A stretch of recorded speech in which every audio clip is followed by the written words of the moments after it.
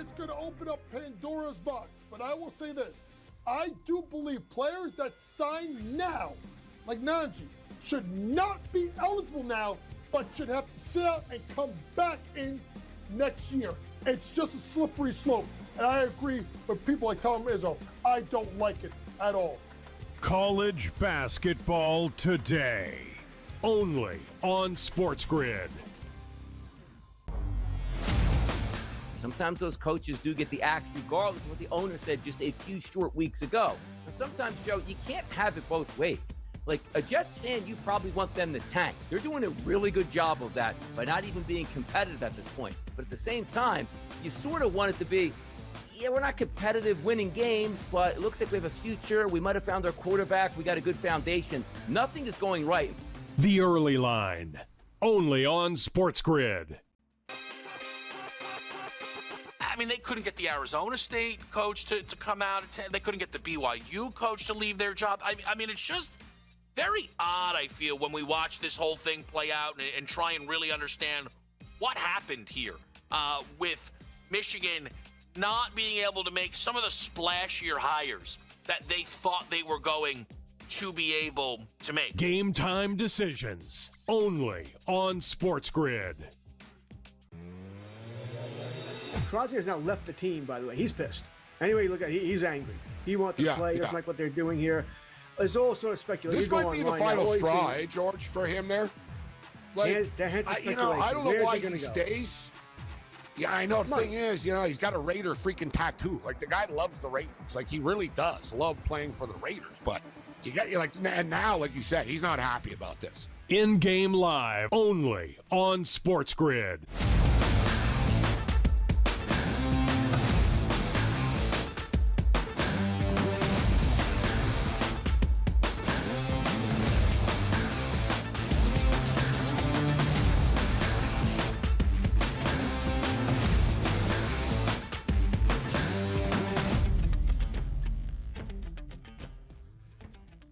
Good morning, everybody. Are you ready to grind today? We certainly are on the Early Line on the SportsGrid Network. The early bird always gets the worm. And having said that, Donnie writes out as Joe Ranier. A lot more pink slips given out yesterday in the NFL and an exciting weekend of NFL action for the wild cards. Tomorrow, you're going to wake up and say it's a Thursday. Do we get Thursday Night Football? Absolutely you do. The college football playoffs. A lot of action yesterday in the NBA. Your boy DRS picked up a nice winner. College basketball yesterday. Did you see the Duke Blue Devils storm back at the Yum Center in Louisville to take down an ACC foe? All that and more over the next 2 hours to get the people prepared. As we like to say, Joe, we're for the people. We're ready to go.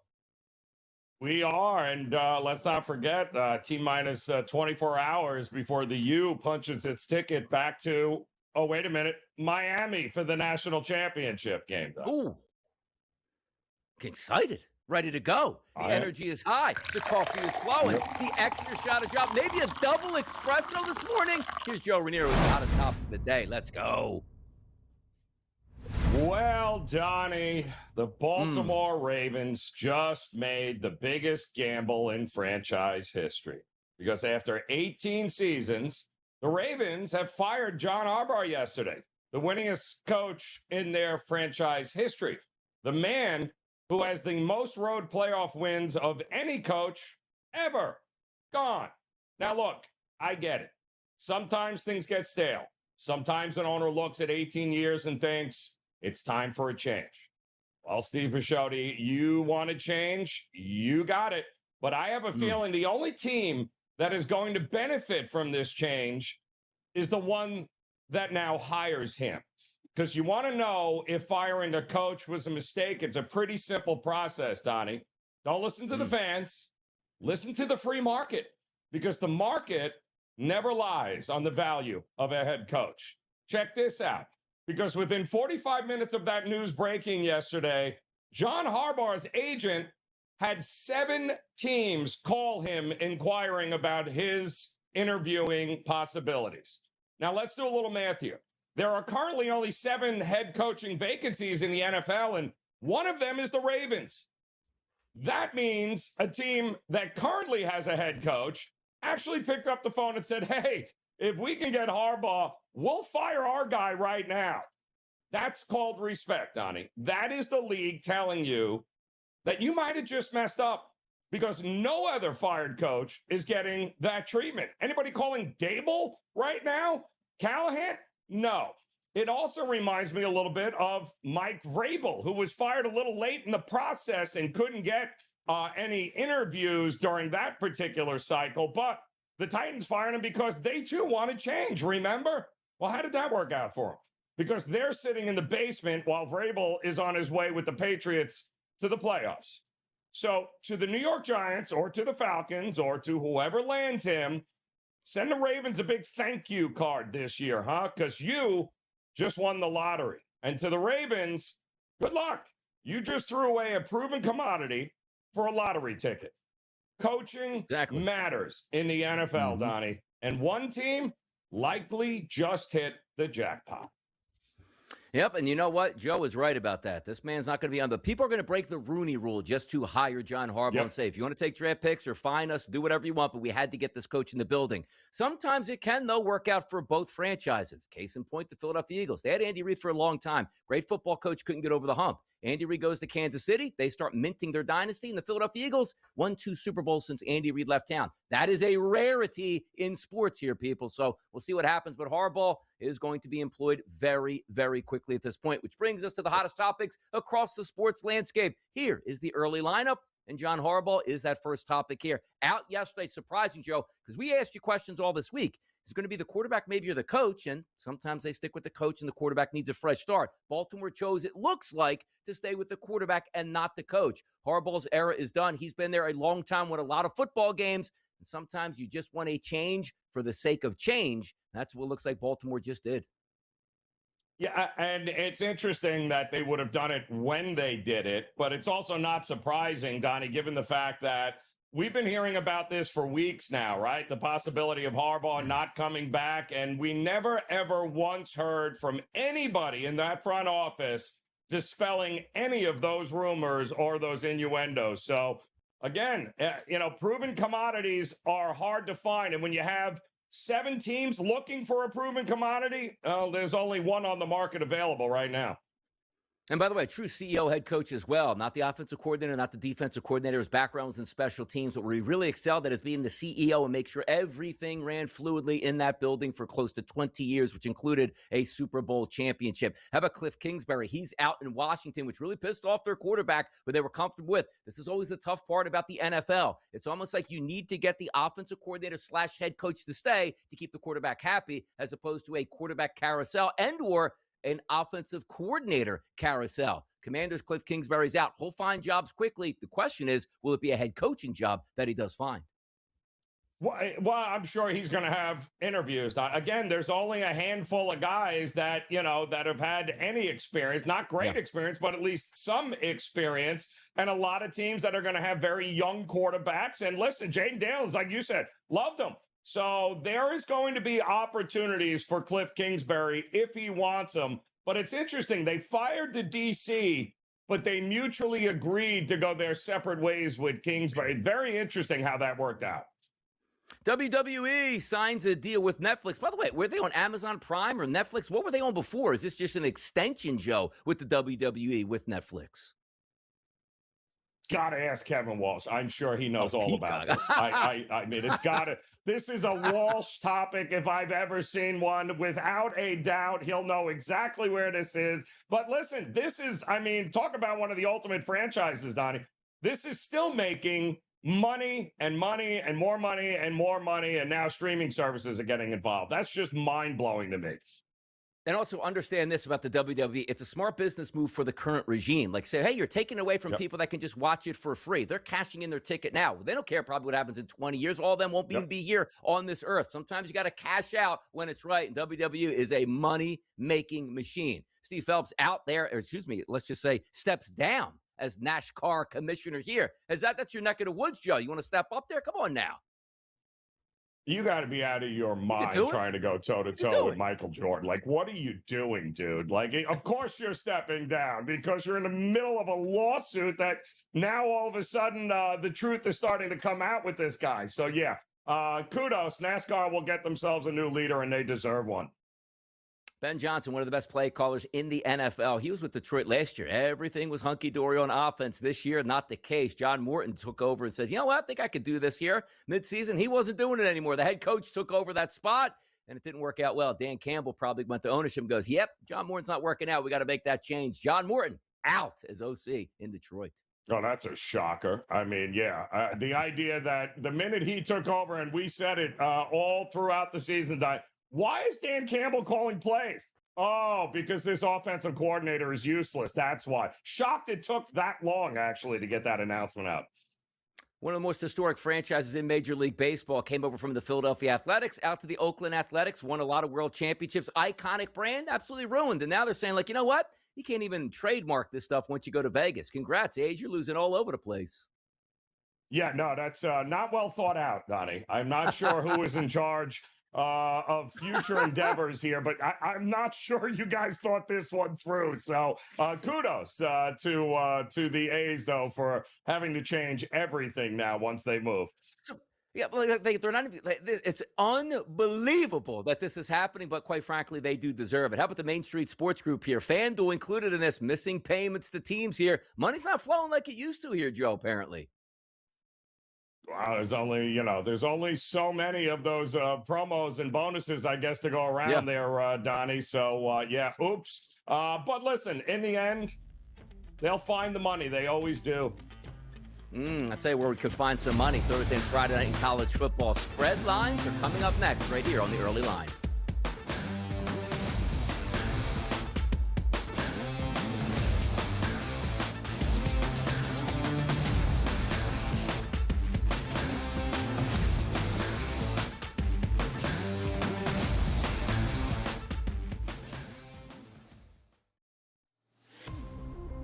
Who are we looking at? We're looking at SGA because of his availability and consistency. It's Jalen Brown to do his usage and his leadership. It's Jaylen Brown for how they're playing. It's Cade Cunningham because Detroit's in the top of the East. The MVP talk is going to be wild, and it'll be interesting to watch. MVPs just don't dominate.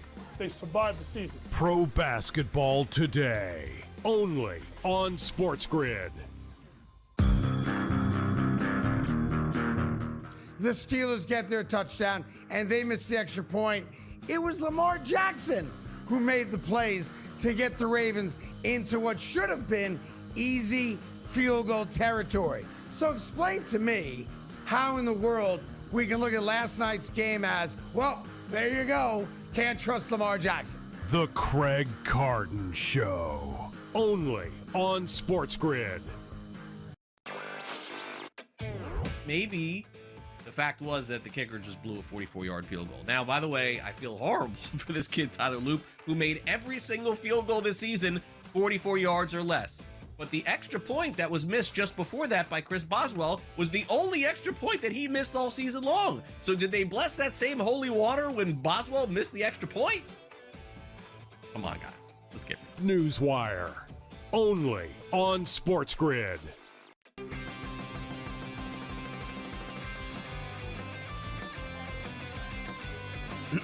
Class is in session. Today, let's talk about the teaser. A teaser is a multi-leg bet where you shift the point spread in your favor. You get better numbers, but every selection has to win.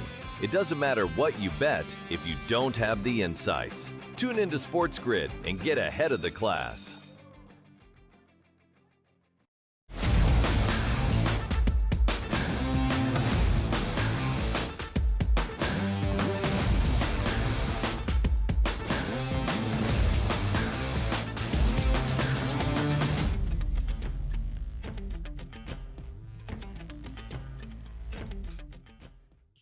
Spreadlines been talking about all week in college football. People get excited here. Thursday night football, Friday night football, in a way to make way for the national championship game. Game number one, we'll talk about 273, 274 in the rotation. That's tomorrow night, Joe. It's 7:30 p.m. Our first spread line, Miami taking on Ole Miss. This line hasn't moved all week. We saw the opening numbers at 2.5 come out last week. Now we're still sitting at 3.5 as a favorite towards the Hurricanes. A total listed at 51.5. Not much changes as we head into playoff football tomorrow night, center stage. What's your spread line here, Joe?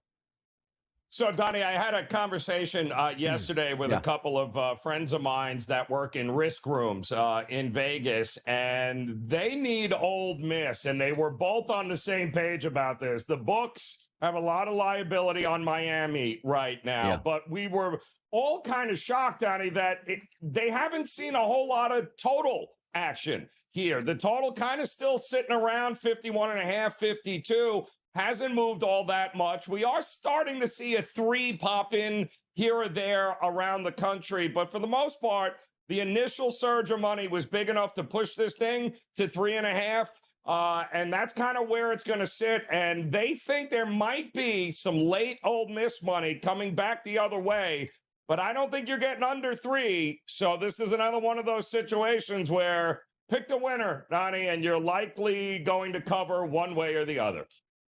Dueling lines as we have a favorite here in Miami at -3.5 over Ole Miss. Then we flip it over to Friday Night Football, another playoff game. It's Oregon and it's Indiana. How about this line opening up at 3.5 and still sitting at 3.5 as a favorite towards the Indiana Hoosiers? The total is listed now at 47.5. Both of these teams dominated their previous matchups here in the playoffs. Now they're going to take center stage in the Peach Bowl in Atlanta. What's your spread line here?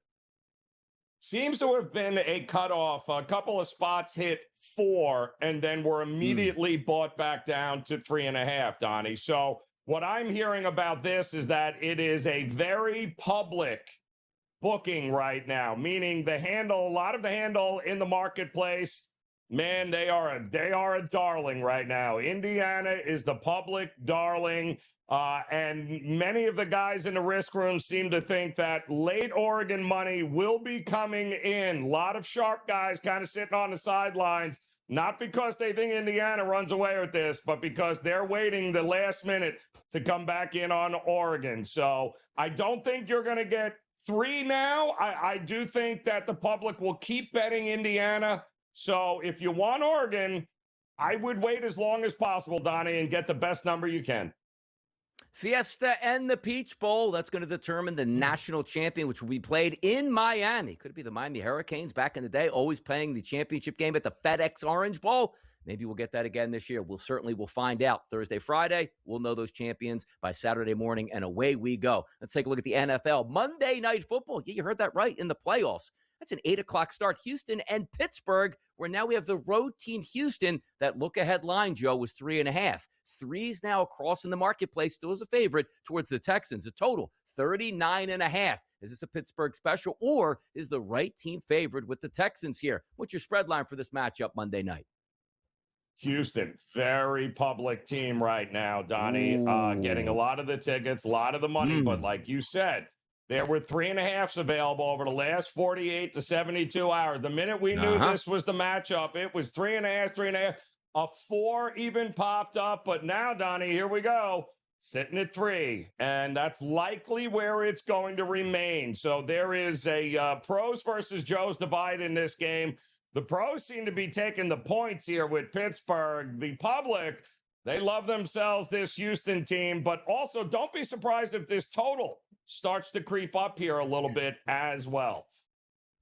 How about this? Let's flip it over to the NBA here. The New York Knicks, we just heard James Dolan going, yeah, we're going to hang a banner for a championship. Well, you better start winning basketball games if you want to hang that championship banner. The Clippers are coming to town as 5.5-point underdogs and a total of 224.5. Early ticket counts see much more tickets here on the Clippers than on the New York Knicks. Knicks at home in the Garden. Is tonight going to be a cover? And you see that graphic? It's 6. We're now down to 5.5, Joe. Well, I mean, who wants to bet on don't catch a falling knife, right? And the Knicks right now on a 4-game losing streak, their longest losing streak of the season. And now they welcome in the Clippers, a non-conference situation here, but Clippers just ended up handling business against Golden State at home. They've now won, 7 of their last 8 games. They've really turned it around. Kawhi has been an absolute beast. So this is going to be interesting. I'm kind of shocked. The Knicks have played better at home, no doubt, but they're in the middle of a funk right now. I don't know that the Clippers are going to be your answer to get out of it. I think this game might be a little bit closer than the market believes it's going to be. The SEC, Joe, just means more. No, we're not talking college football. We're talking college basketball. Tonight, 9 o'clock start. Alabama's going to take on Vanderbilt. That line opening overnight at 4.5, still sitting this morning at 4.5 as a favorite towards Vanderbilt at home. 178.5 to 179.5 is the total. Why? Because Alabama goes quickly. How about this, though, Joe? Top 10 in the country at defending the three-point line. That's those Vanderbilt Commodores. You know Alabama loves to shoot the three-point shot. What's the spread line tonight, Joe? We can look forward to with Alabama and Vandy. You got to love it. Number 11, right, versus number 13. Ridiculous total. It is the conference opener for Vandy, by the way. And, boy, this is going to be a fun one here, Donnie. 14-0, the Commodores are right now. The Crimson Tide have had their ups and downs in their non-conference schedule. They're 11-3, but they do have already a win under their belt. They did beat Kentucky for their first conference game here. This is going to be fun, Donnie. This is one of those games, much like we talked about Louisville and Duke last night in the ACC. That's going to be a battle. These two teams, this is going to be a battle here. There are going to be points and a lot of them. So this could be the most entertaining while the most highest score night that we have across the board here. By the way, did you know with Alabama, just looking at some statistics, Joe, 54% of their total shot attempts come from three-point land. They love to bomb away. And also, number two, their point distribution. 42% of their total points, which includes two-point shots and also free throw line attempts, come from the three-point line. You live or you die by that three-point line. Vanderbilt does defend it well. Should be a fun one to match. Quick question before we get to the commercial break, Joe. 3.5s in both college football games. Do we see movement in either direction in any one of those football games tomorrow, or do we stay at the 3.5s? You're likely going to see it with Oregon, maybe not Ole Miss. There you go, people. Stick right here with us. Back after the break.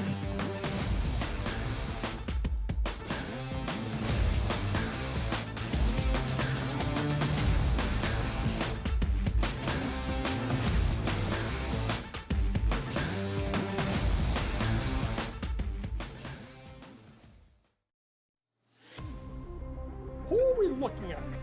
We're looking at SGA because of his availability and consistency. It's Jalen Brunson doing his usage and his leadership. It's Jaylen Brown for how they're playing. It's Cade Cunningham because Detroit's in the top of the East. The MVP talk is going to be wild, and it'll be interesting to watch. MVPs just don't dominate. They survive the season. Pro basketball today, only on SportsGrid. The Steelers get their touchdown, and they miss the extra point. It was Lamar Jackson who made the plays to get the Ravens into what should have been easy field goal territory. So explain to me how in the world we can look at last night's game as, well, there you go, can't trust Lamar Jackson. The Craig Carton Show, only on SportsGrid. Maybe the fact was that the kicker just blew a 44-yard field goal. Now, by the way, I feel horrible for this kid, Tyler Loop, who made every single field goal this season 44 yards or less. But the extra point that was missed just before that by Chris Boswell was the only extra point that he missed all season long. So did they bless that same holy water when Boswell missed the extra point? Come on, guys. Let's get it. Newswire, only on SportsGrid.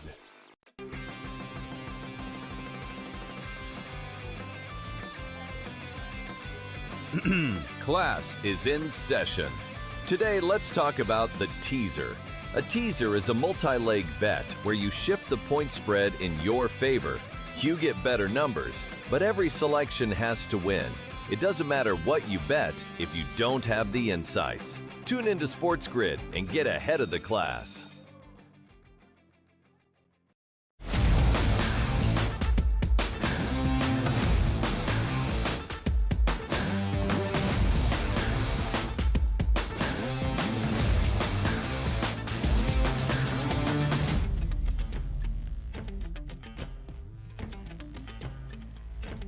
Shocker yesterday came across in the NFL, and it wasn't one that you probably thought was going to happen. It was John Harbaugh not getting extension from the Ravens, letting go from the Ravens here. Yahoo Sports yesterday with the breaking news. John Harbaugh and the Ravens are parting ways after days of discussion per Adam Schefter. He spent 18 seasons with Baltimore and captures the team's second Super Bowl title in 2012. Now they are parting ways here, which means Every other coaching job right now is up for grabs because even if you're entrenched and haven't been fired yet, your organization is thinking about, should we let our current coach go who haven't fired yet just to get a chance at John Harbaugh? He's going to be a hot commodity, and this one came down yesterday and left a lot of people shocked, Joe.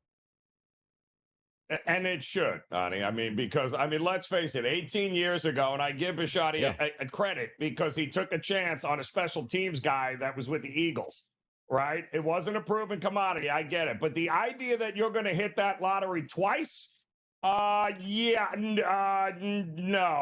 Because let's face it, Donnie, the problem with this hiring cycle, not a lot of proven. There's no hot coordinators. It's not like you had the Liam Cohns or the Ben Johns. You didn't have the Vrabels. Like there wasn't that. What the Ravens just did at this point is give teams an opportunity to have instant credibility that you can't pay for a coach like John. Like you couldn't find this guy. This guy should not be available on the market. The fact that he is, there's a handful of teams. First of all, there's a handful of teams he will never sign with, so they shouldn't even bother calling.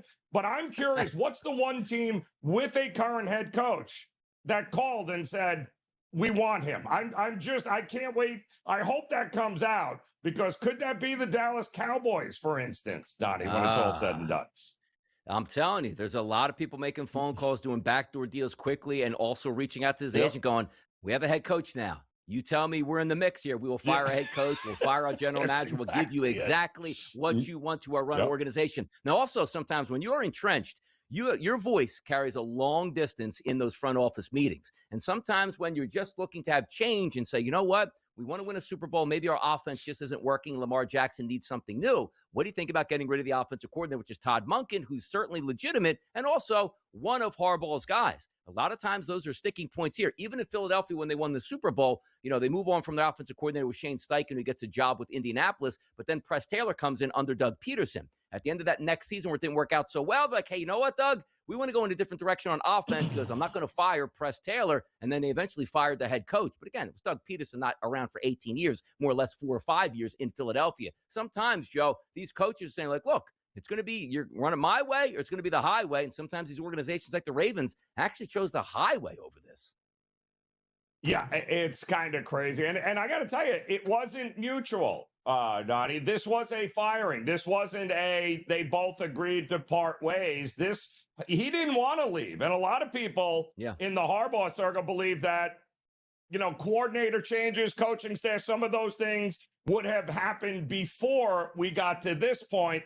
But that's not the way it ended. But Harbaugh did not want to leave in any way, shape, or form. But turns out this might work out much better for Harbaugh than it does the Ravens moving forward. Yeah, it'll be interesting because he is going to land somewhere, and it's also one of those coaches where you know what you're going to get. He's going to build that foundation. There's going to be no nonsense there. You're probably going to get winning sooner than later, but also one of those moves where it's like for a rock-bottom franchise, for this guy to come and have complete control, that's what you want is stability. So you take a look at teams like the Cleveland Browns. He's probably not going to want to go to Cleveland, right? Same division at that point, although you might say, okay, Baltimore, you didn't want to do it my way. I'm going to stay in the division and really mess with you at this point because he's going to want full control and he will get full control, which means he's going to pick the front office, which means head of football operations. He's going to pick the general manager, which would basically be him, but have that mouthpiece that's going to do what he says. And also, he's going to have a lot of say in who those draft picks are going to be, and rightfully so. You take a look at him. And again, going up against the Steelers, him and Mike Tomlin feel like it's just ageless. And by the way, you figure both of these guys would look like they're 70 years old with how many times they played. They both look like they're still in their late 40s at this point. But they faced 44 times head-to-head, 23-17 the Steelers in the regular season. They split 2-2. It just seems like that rivalry was built upon Harbaugh and also Mike Tomlin, and now one of those pieces is gone. And listen, that was, we're going to miss that because that was always one of the most profitable rivalries to bet on. You knew exactly what you were going to get, how you were going to get it. You knew exactly which way it was going to go. It was very profitable to bet on those games. But listen, you want change. There's a couple of, goal line fumbles, drop passes, missed kicks that we'd be having a different conversation about Harbaugh right now that really had nothing to do with his coaching or his leadership. And by the way, how much input did Lamar Jackson have on this move? Because Lamar said he wanted Harbaugh there. Harbaugh wouldn't go anywhere. Interesting moves in Baltimore. We'll watch as it falls out here. More topics up next here on the Early Line.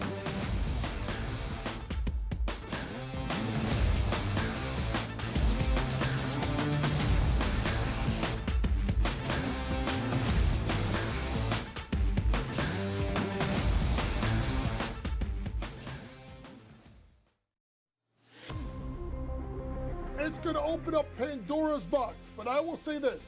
I do believe players that sign now, like Najee, should not be eligible now, but should have to sit out and come back in next year. It's just a slippery slope. And I agree with people like Tom Izzo. I don't like it at all. College basketball today, only on SportsGrid. Okay, Dubs has to go back to his roots. I'm not a Jets fan, I'm not a Giants fan, and neither one of those teams even play in New York. But I'm a New Yorker through and through, despite where my mail gets sent. And I will not stand for the Jets to be dragged through the mud in this way. Not gonna happen. So Dante Moore, if you do leave, you should be so lucky to fly the plane. Game time decisions, only on SportsGrid. Maybe the fact was that the kicker just blew a 44-yard field goal. Now, by the way, I feel horrible for this kid, Tyler Loop, who made every single field goal this season 44 yards or less. But the extra point that was missed just before that by Chris Boswell was the only extra point that he missed all season long. So did they bless that same holy water when Boswell missed the extra point? Come on, guys. Let's get it. Newswire, only on SportsGrid. The Steelers get their touchdown, and they miss the extra point. It was Lamar Jackson who made the plays to get the Ravens into what should have been easy field goal territory. So explain to me how in the world we can look at last night's game as, well, there you go, can't trust Lamar Jackson. The Craig Carton Show, only on SportsGrid.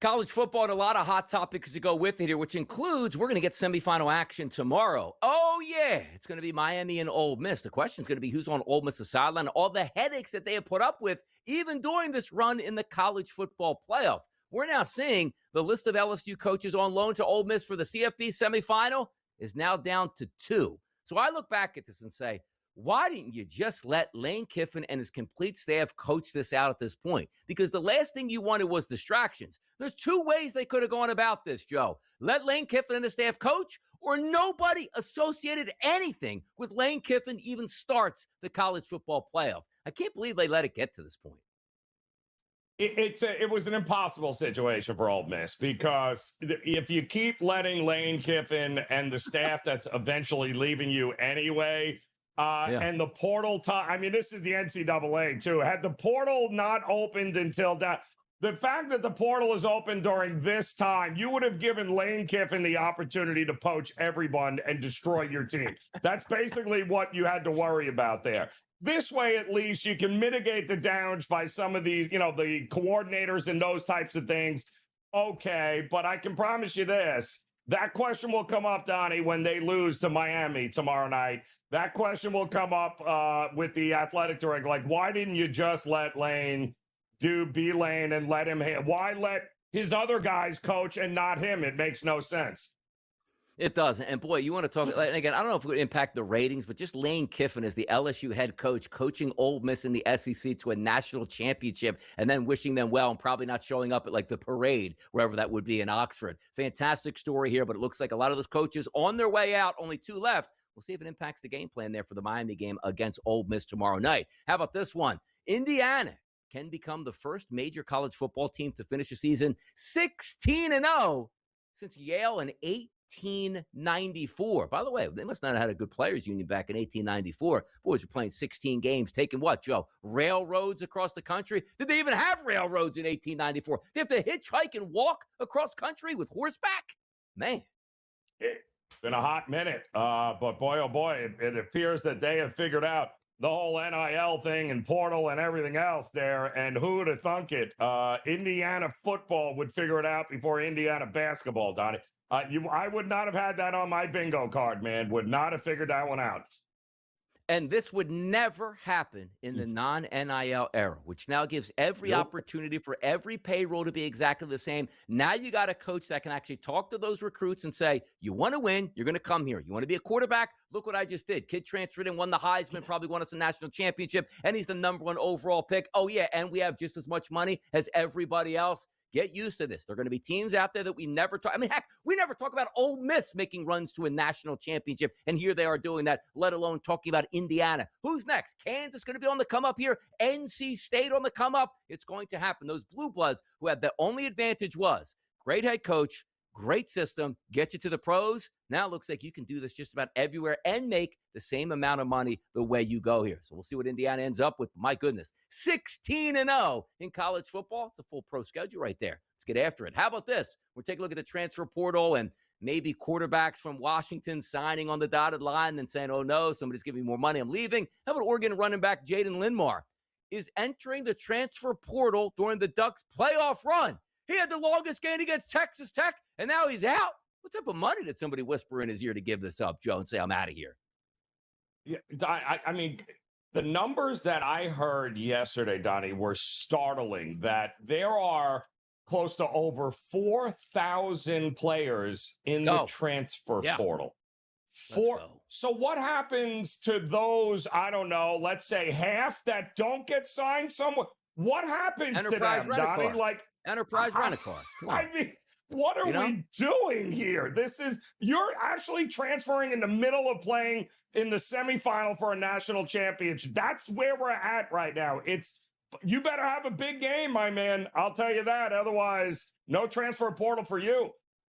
Did they get a wire transfer like immediately when they got that? Because that's only makes sense. Like, we already signed and that cash is already in my bank account and I'm out of here at this point. It's a new wave here in the NCAA, which feels a lot like the NFL. Talking about the NFL here, Pete Thamel. Sources, Ohio State wide receiver Carnell Tate is leaving school early and declaring for the NFL draft. Feels like Carnell Tate was there 15 years, by the way, at Ohio State. But he's leaving. 51 catches, 875, and 9 touchdowns for the Buckeyes. Will be solid. And that pipeline from Ohio State at wide receiver to the NFL going to continue. Top 10 pick, Donnie. I mean, he'll be a top 10 pick without a doubt. He'll be off the board. Listen, in many aspects this year, he was better than Smith. So he was better than his counterpart. He's good. He's going to be really, really good in the NFL. And yeah, he is definitely coming off the board quickly in the upcoming draft.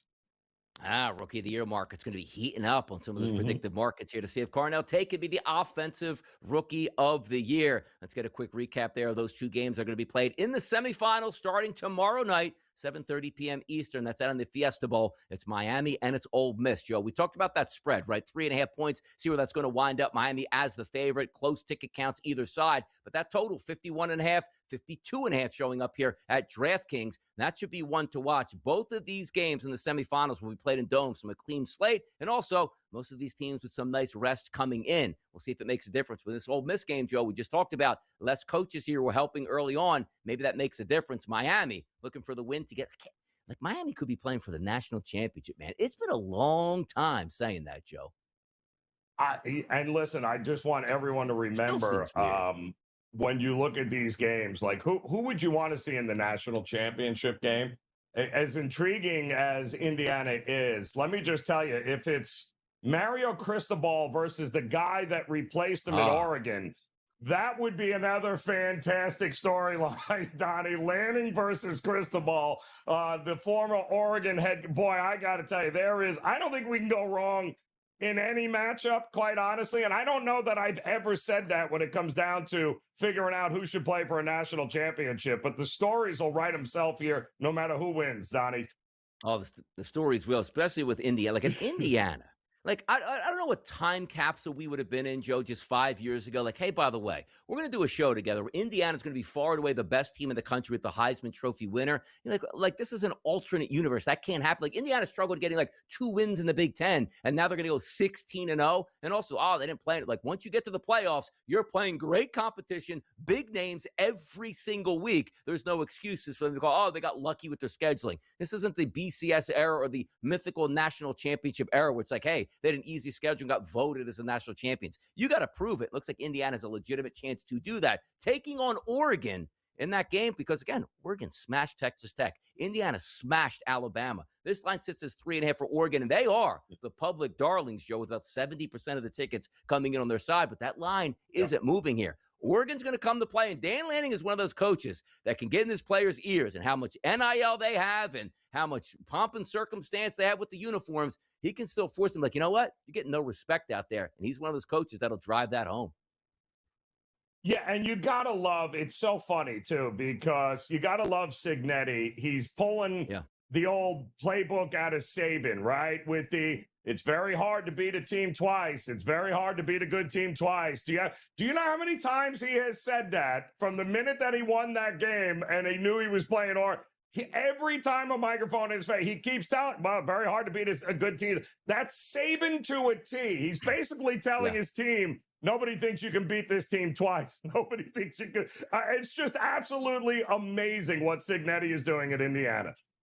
It is great, too, and also understand that, too. Like, I remember, Alabama with that, Will Anderson, and saying, man, nobody thought we could win this. Like, you're the favorite every single year. What do you mean? That means that reverse psychology a coach can use is very, very inflammatory. Don't read the press clippings. They're saying Oregon's going to kill us. But, Coach, we're undefeated favorite with the Heisman Trophy. Don't you dare think that. Everybody thinks you're going to lose this game, and we'll find out here, Joe. By the way, best chance to pull the upset as an underdog, Ole Miss or Oregon? Oh, Oregon, I think, without a doubt. I don't think Ole Miss stands a shot here against Miami. Oh, man, let's rock and roll, baby. College football playoffs starting tomorrow, but a lot more hot topics on the way. Check this out. The dial right here on the SportsGrid Network.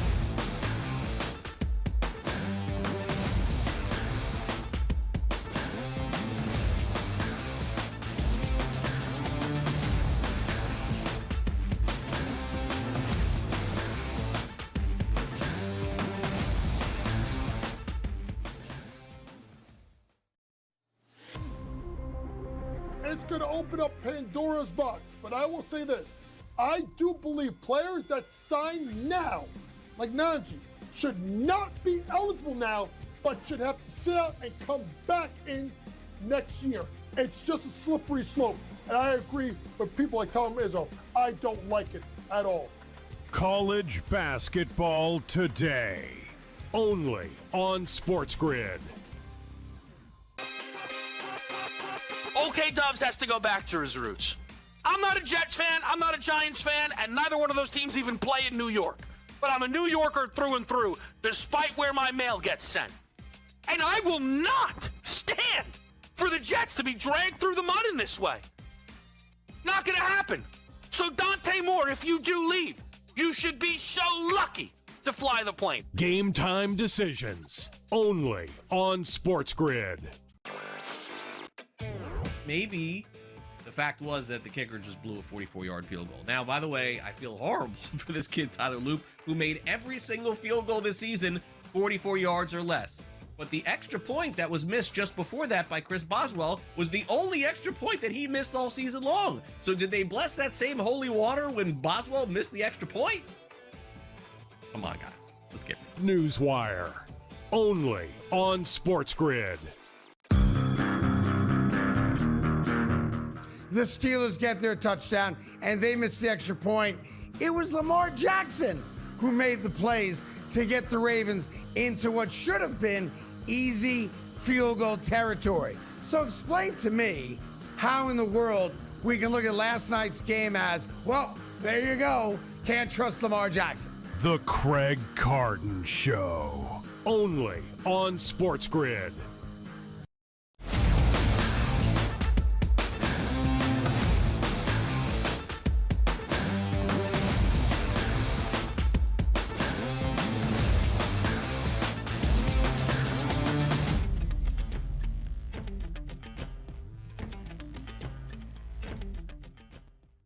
Ooh, all-star voting for the NBA. Yeah, we're about that time here. A lot of people getting their votes in here. The public certainly has their sway in the favorites, the worldwide phenomenons. A couple of these players, Joe, over 2 million votes apiece. But before we get to that, here's LeBron James getting a little bit older, talking about some back-to-backs. I'm 41 years old. Of course, there's always every back-to-back. Didn't look like it. Every back-to-back for the rest of the season is TBD. I am 41. I got the most minutes in NBA history. Bank it right now, okay? What are we talking about? It's just that you don't look like you're 41 on the court. But I am. Look at my birth certificate, December 30th, 1984, 4:39 p.m. That's when I was born. Any suckers out there? I ain't got, when I came out, slapped the doctor in the ass. All right, I'm done. Who said he doesn't look like 41? He lost his hair. He absolutely looks like 51, Joe. How about that?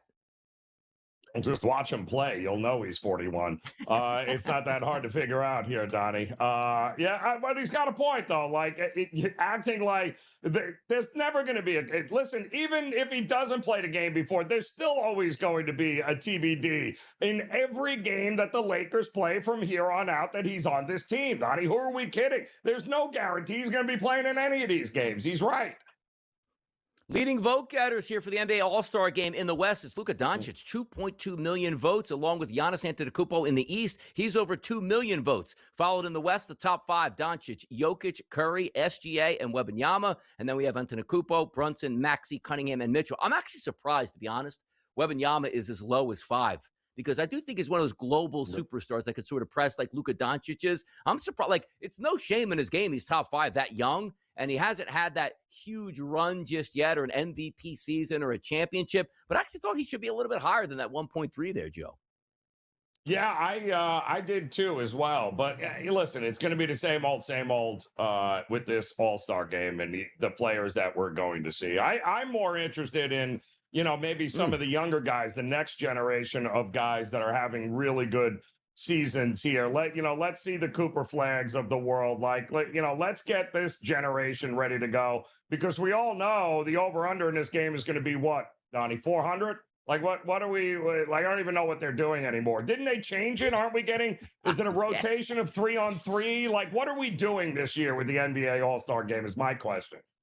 Exactly. And your point and your question is answered the same, because if you have to understand the actual layout of the All-Star Game, you are doing this wrong. It's like the NBA Cup. Hey, what are the rules? Well, we'll tell you when the games are. Well, that seems too hard. I'm already out. Because when I understand, Joe, when you get to the playoffs, what the stakes are, when teams play on a Sunday in the NFL, I know what the stakes are. The NBA All-Star Game, nobody knows what the stakes are. Maybe the top 20 in each side actually gets voted in because there's 16 different teams that are playing each other. I have no idea how the NBA All-Star vote works, and I'm pretty sure next year we'll have a completely different format already on top of this format, which is probably going to be a losing format to have. I'll tell you, talk about losing here.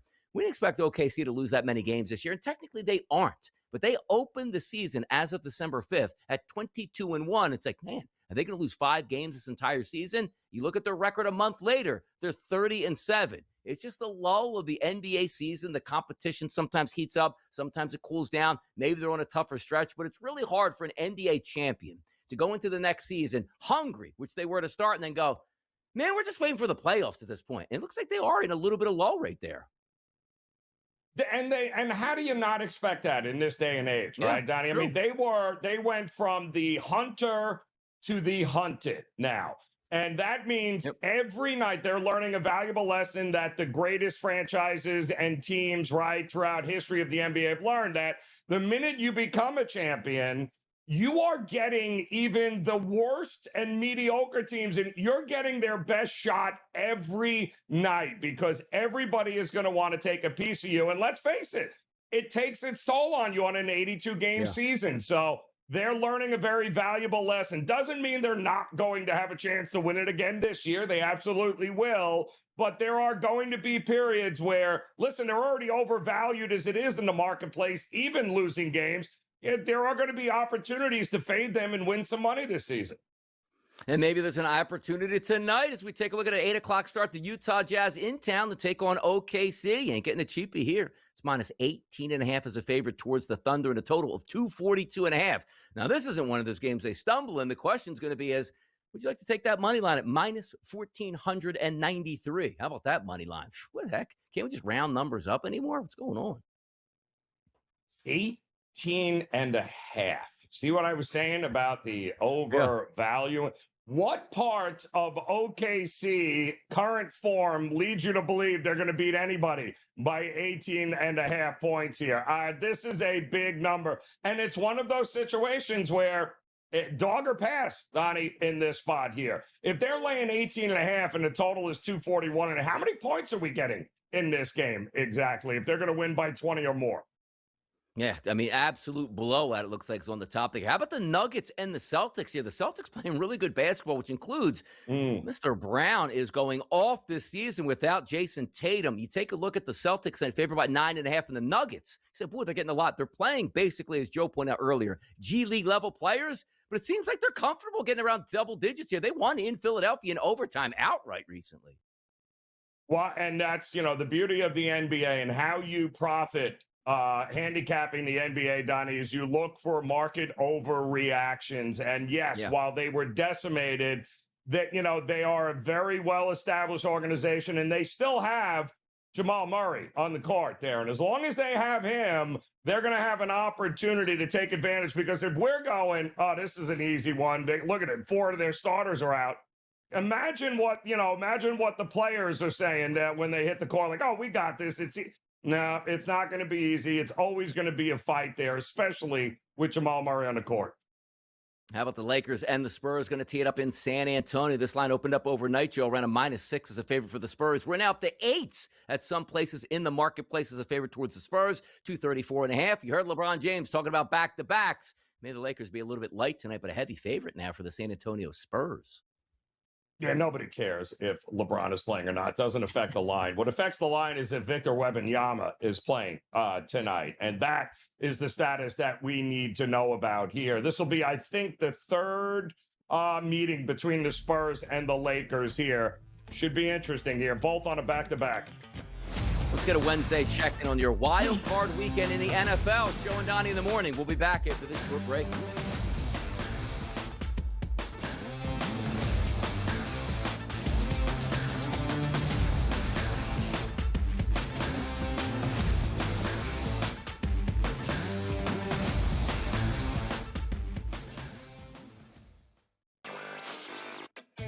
Maybe the fact was that the kicker just blew a 44-yard field goal. Now, by the way, I feel horrible for this kid, Tyler Loop, who made every single field goal this season 44 yards or less.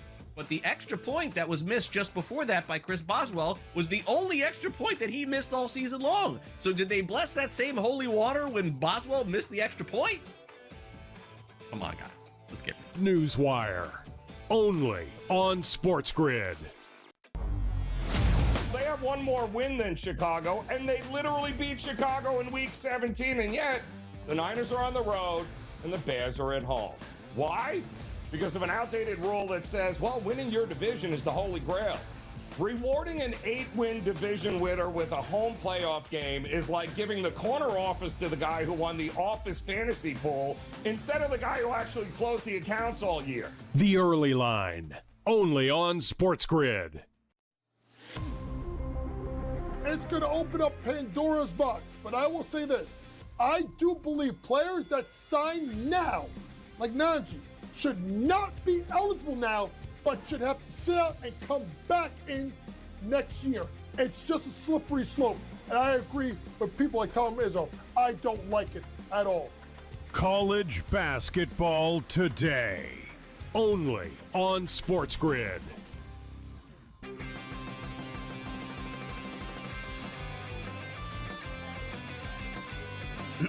Class is in session. Today, let's talk about the teaser. A teaser is a multi-leg bet where you shift the point spread in your favor. You get better numbers, but every selection has to win. It doesn't matter what you bet if you don't have the insights. Tune into SportsGrid and get ahead of the class.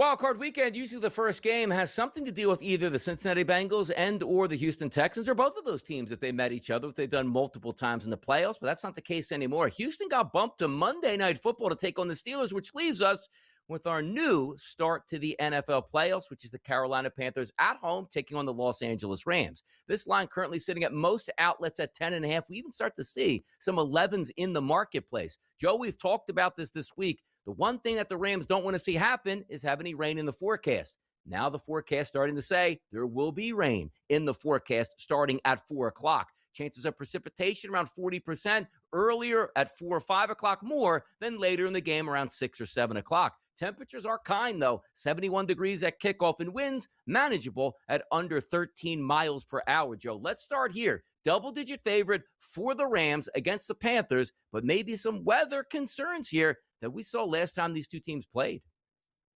Yeah, we did, Donnie. I mean, in the second half, it did look like a monsoon. But again, that's no excuse for the variance there that went Carolina's way. And when I'm talking about variance, I'm talking about the fumbles, the interceptions, all of that were silly mistakes on the Rams' part that allowed the Carolina Panthers to hang and stay in that game. I don't think rain is going to be the determining factor and thinking that you're going to get that on a regular occurrence every time. Stafford's been doing this how long now, Donnie? I think they clean that up. I think the experience from the playoffs a year ago, it's night and day, especially with the head coach there in McVay. I don't think it matters what the weather is in this game for the Rams. I think they've got one thing on their mind, and they know how to get it done, and that is not allow Carolina to do what they did in that first game, Donnie, which was hang around and eventually beat them down the stretch. I don't think that happens here.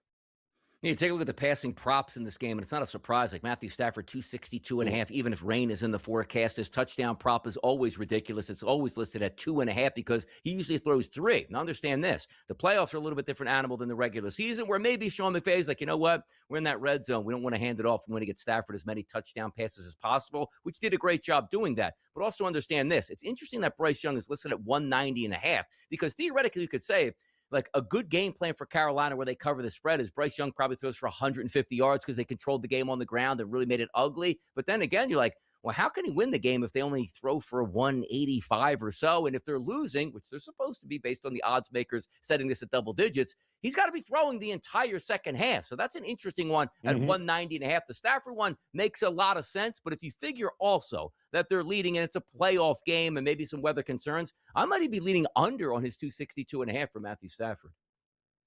Yeah, I think the running game will be interesting. I think that a lot of the play action and opportunities for him to take shots down the field. I mean, listen, it felt like in the first half of that first game there, they could have gotten whatever they wanted. And I think they'll be able to do that in this one. And I think going back a while now, Donnie, when we get to teams that are double-digit favorites in the wild card round, and double-digit dogs, it has not been a profitable proposition to take the points and back the dog here because they are a double-digit dog for a reason once you get to the wild card.